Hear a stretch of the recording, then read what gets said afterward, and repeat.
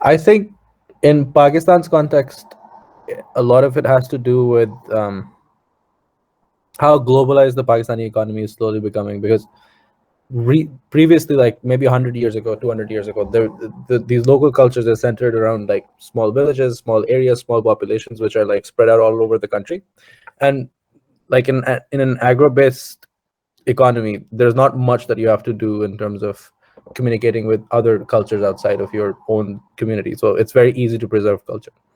But when you start moving towards an economy which is more based on interacting with other people, especially when you realize that Pakistan's cultures are not central to the whole world, then it becomes harder to preserve your cultures, because those cultures are not central to like an industrial economy, right? So the influence of outside Western cultures specifically, it almost puts a sort of pressure on these local cultures, because they're no longer economically necessary, economically viable. So you have to put an extra effort yourself to preserve them.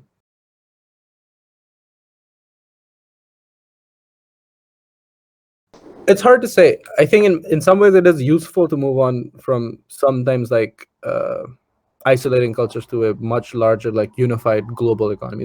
There is value to that. There's a reason we are doing that. But what is a negative impact? I suppose it leads to a sort of like identity crisis for every individual, because you're not really, if you're trying to adopt a larger Pakistani, if you're from a small village in Punjab that has Punjabi culture, that has Punjabi tradition, that they speak in Punjabi, and suddenly you need to adopt a larger like Pakistani identity, or maybe even a worldly identity, it may impact how you view the world, because previously it's much easy, it may cause a sort of like identity crisis of where exactly do you place yourself in the world. You don't have, it's easier to have traditions and culture, and tradition is very important for everyone in their lives, because you need a community to belong to.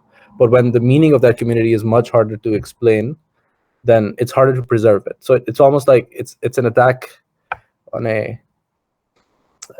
person's like community at a certain level, which is dangerous because everybody needs community.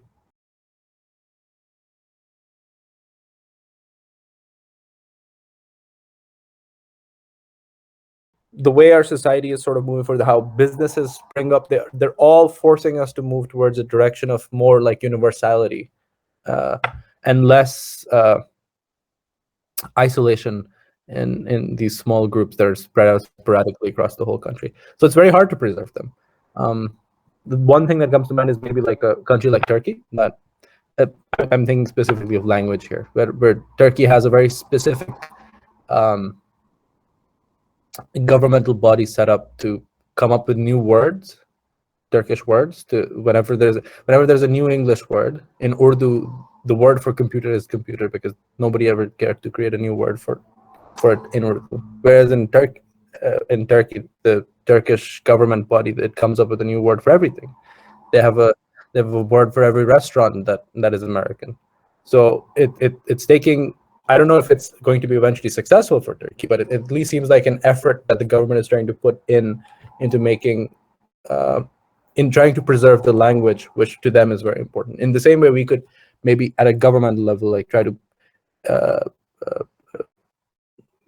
put our resources towards preserving language, preserving cultures by putting up festivals, I suppose, and doing doing other sorts of